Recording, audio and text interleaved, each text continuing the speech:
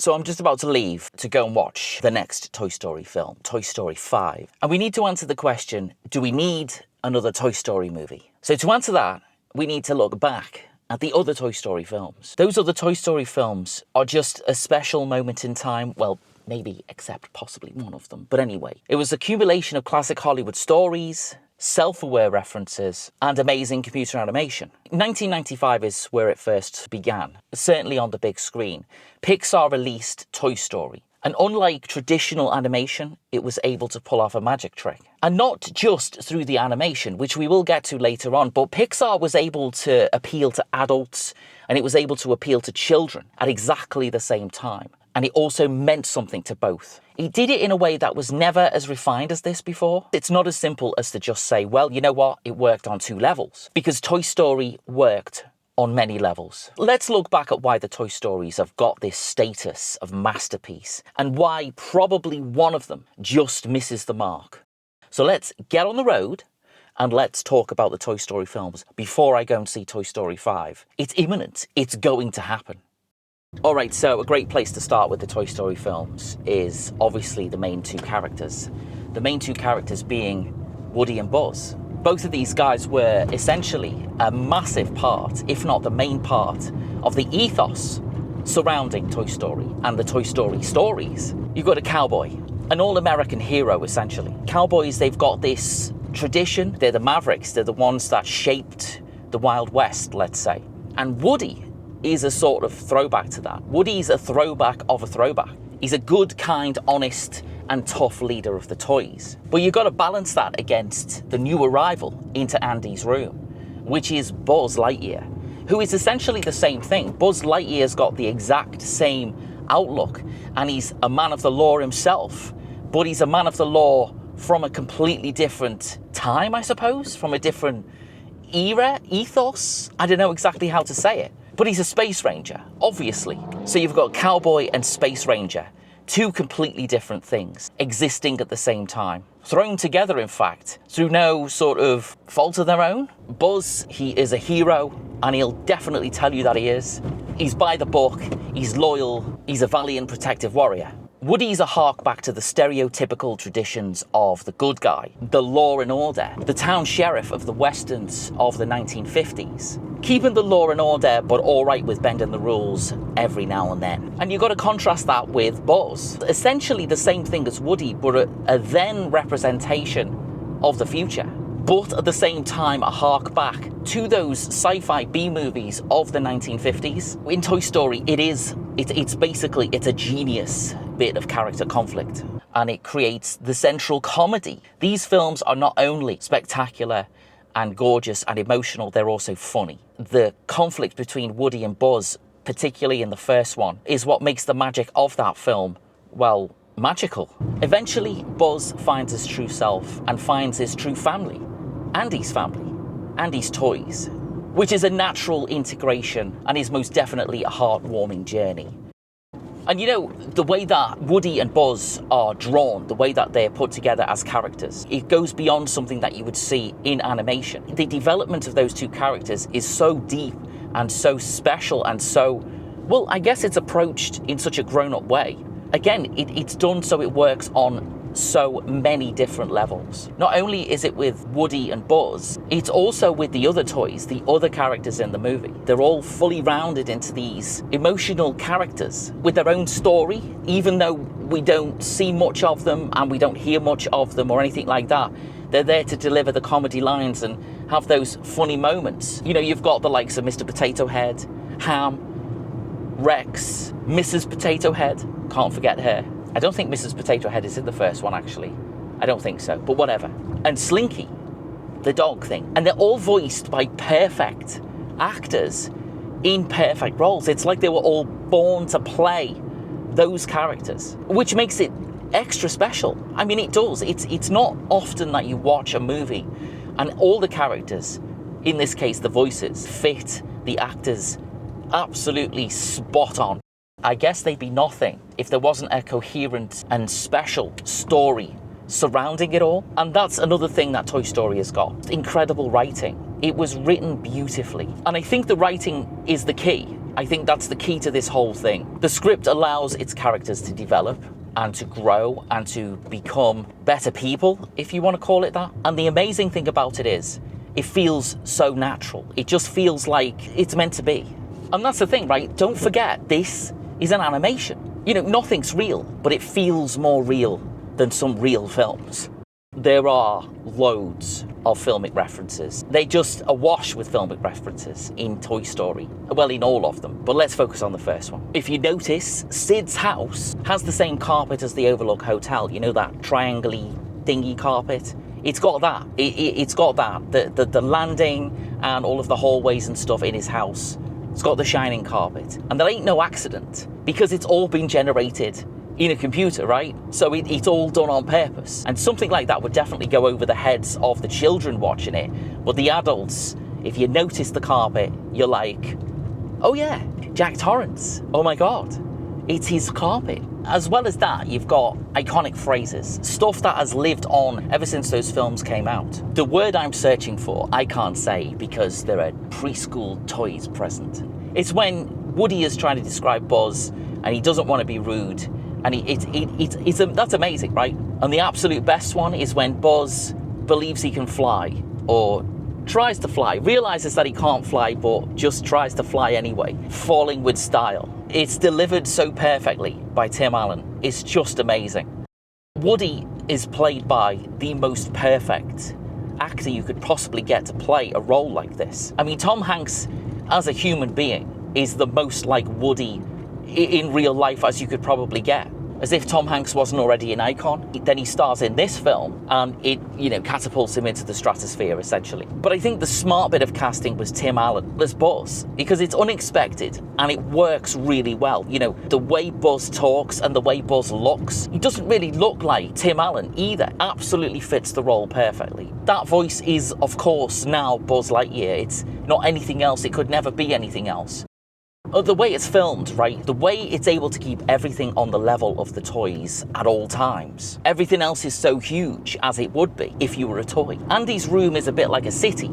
The shelves, the toy boxes, the bed. It is amazing to see these ideas play out. And it's amazing to see how well they integrate into the story. The scene at the fuel station, where Woody and Buzz get lost. Pizza Planet, which is a representation of, well, a space station. It works both in the story and it works as a way for them to get back home. The stuff over at Psycho Sid's room even has a horror element to it. The essence of Frankenstein with the rebuilt toys. Later on in the garden, we see nods to Child's Play and nods to The Exorcist, when all the toys come out of the thing to scare Sid. And then, as I said before, you've got that Overlook Hotel carpet. All of these amazing Hollywood movies have been built into this story as a sort of tribute, I guess. And that's, again, a reason why the Toy Stories are so amazing. Did you know that in the trilogy, Andy's family live on Elm Street? That's the address when they move at the end of the first film. And it's obviously a reference to this guy.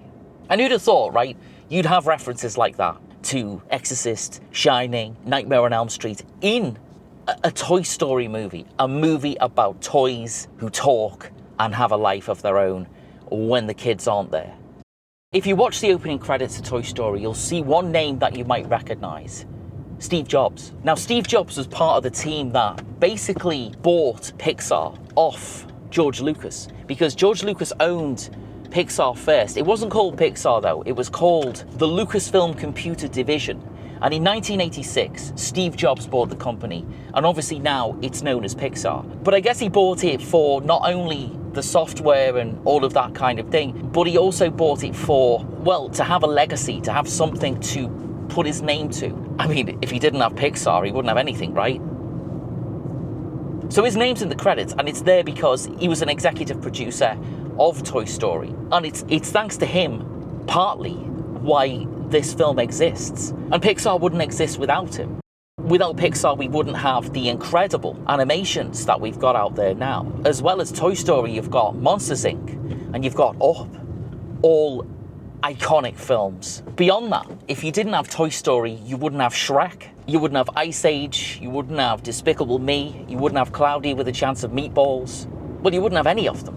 And it's significant. It is significant because the release and consequently the success of Toy Story led to the computer animation boom, I suppose you can call it. All these ideas that we now love and that our kids love and pretty much everybody loves. Toy Story started it all. Toy Story is where it all began. And that's the legacy that these films leave behind. That's the legacy that the new one in particular has to live up to. The story behind Toy Story and the story of Toy Story are as amazing as each other. And I think what goes on in Toy Story, those particular scenes, those things that we get introduced to, and those things that we all now see in our minds as unforgettable, as iconic, as something remarkable. That's all because of Toy Story. That's all because of what it was and well, I guess what it still is.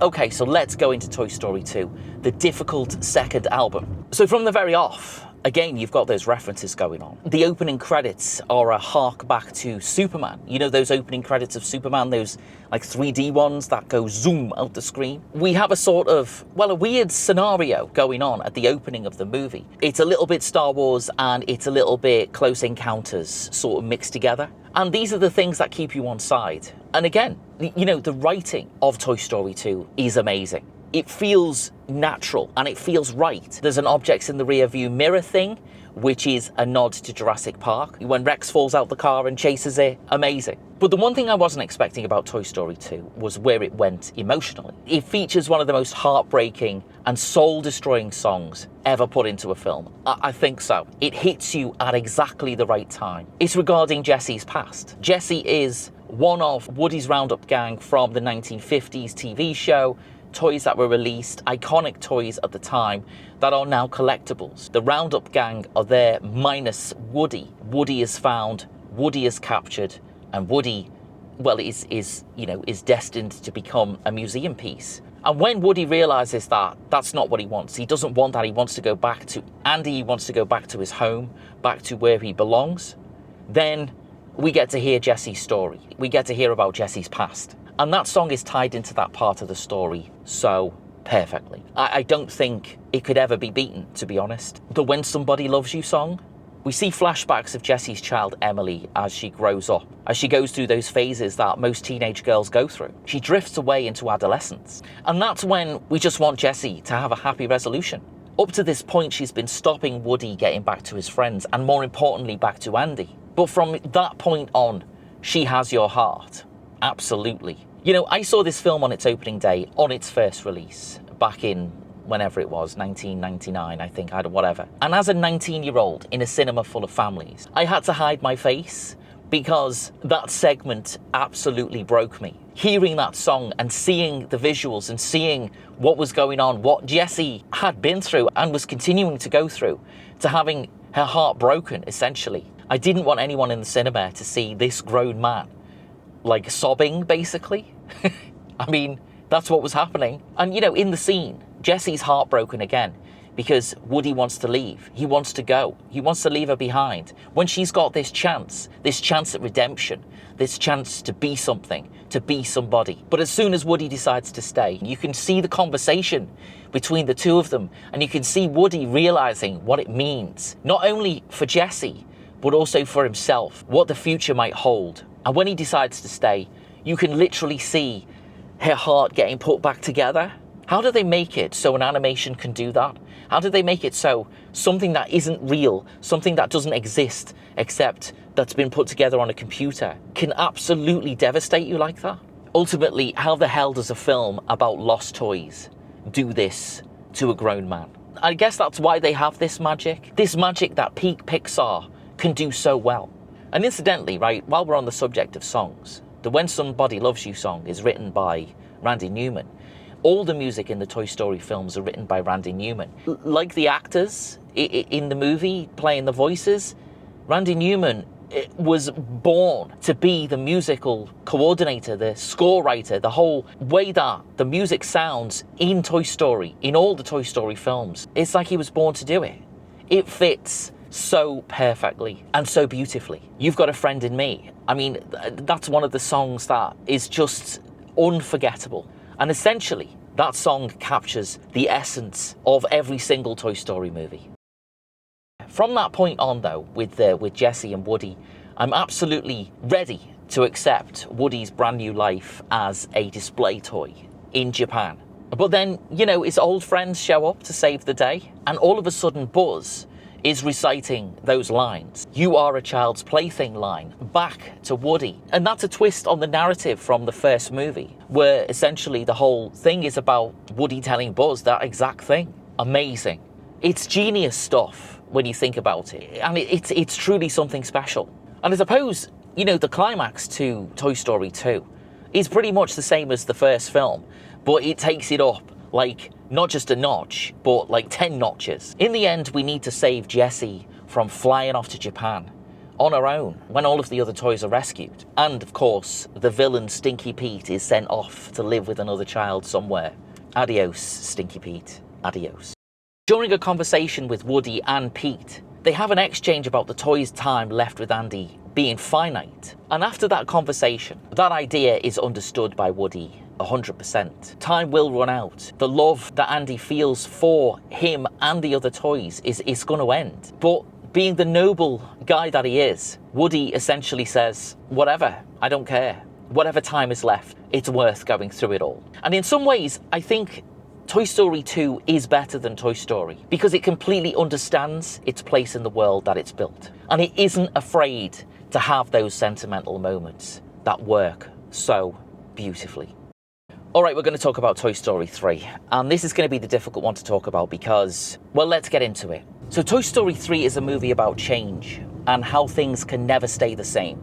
And for me as a person, that's a really difficult concept. I want things to stay the same forever. I don't want things to change. I don't want life to move on, I suppose. And Toy Story 3 really has that message, has that idea behind it. And for me, that's what makes it so poignant.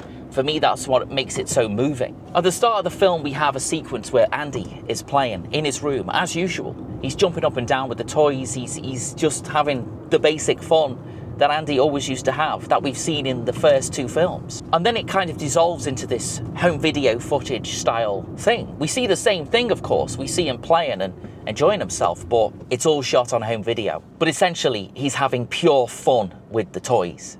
And then like that, all of a sudden we cut to Woody and Buzz and all the other toys trying to make a phone call. They're in a huge chest. They dial a phone number, and in the same chest, a mobile rings. And all of a sudden, the chest opens, and it's Andy. But it's a different Andy. He's 17 years old. He's grown up.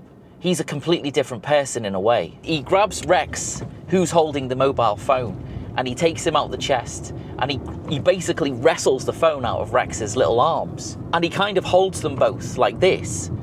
And he looks at the phone, and he looks at Rex, and he looks at the phone again. And he basically just throws Rex back into the chest and closes it. And we learn that's a way of the toys trying to get Andy's attention, you know, trying to get him back on side, trying to make him even see them. He basically leaves the room shouting at his sister, "Why did you touch my phone? Why did you move my phone? Blah, blah, blah." And at that moment, we realise that those toys are left in that chest, neglected. Even the star toys like Woody and Buzz. Because a 17-year-old would never want to play with them, right? But they're in a chest because, in his heart of hearts, Andy could never really give them up. And I don't know whether, when I was 17, if I was still able to, you know, have the toys that I had when I was a kid, if I'd feel the same way, I probably would do. I probably would not want to get rid of them. And I guess the toys, for Andy, are also the same. They also mean the same thing. But obviously, because he's a grown-up now, he's an adolescent, he's a 17-year-old, he ain't going to play with Woody and Buzz anymore. But he just can't let them go. He's off to college, and the toys have come to terms with it all. They're ready for the attic, because that's where they know they're going to be put. They're going to be put in the attic. Well, they don't want to think about anything beyond that, I suppose. At least they'll be together. But through a series of mishaps and strange events, the toys, well, they don't end up in the attic. They actually end up in the trash. They actually end up at the side of the road to be taken by the garbage truck, bin lorry as we call it in the UK, you know, and God knows what. But they've come to terms with their fate and decide to go in the Sunnyside box. Sunnyside being the child's play centre where Andy's mum is going to donate some toys. And that's where we have our story. And also in this film, we get introduced to Bonnie. And she's going to be the one that takes us forward into the next chapter, into the next phase of Toy Story movies.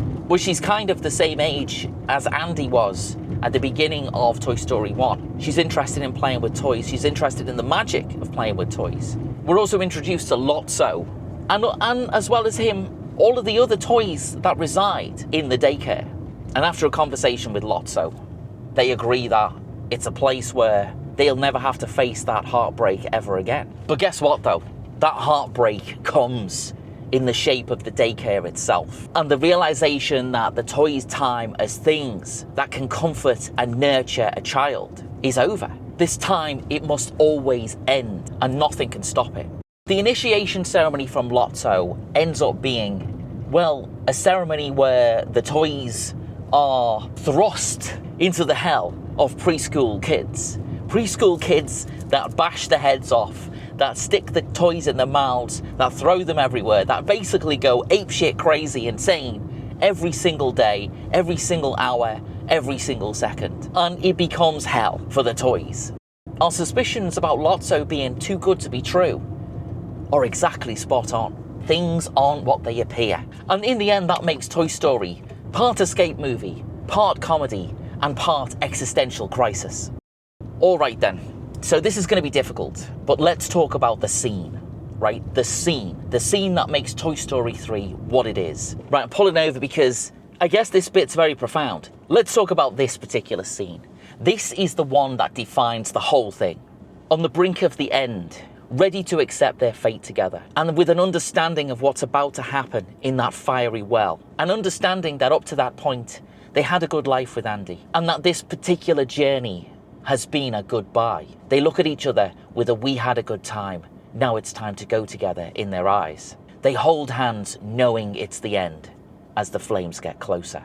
You know, this part of the movie, it literally broke me. I don't think filmmaking gets any more powerful than this, because as an audience, we've literally grown up with these characters. Grown up just like Andy has, and we're now seeing the end. All these moments that played out with these characters throughout all of the years. I didn't think the filmmakers would make the audience go through this moment, but they did. It's powerful because, like the children that play with these toys, the toys themselves are a hark back to the innocence and purity that we lose as we get older. And seeing them about to get incinerated and knowing what's about to come for us, we've become adults now. And those things from the past, those things that we no longer love anymore, our innocence has been incinerated, has frazzled away in the lava.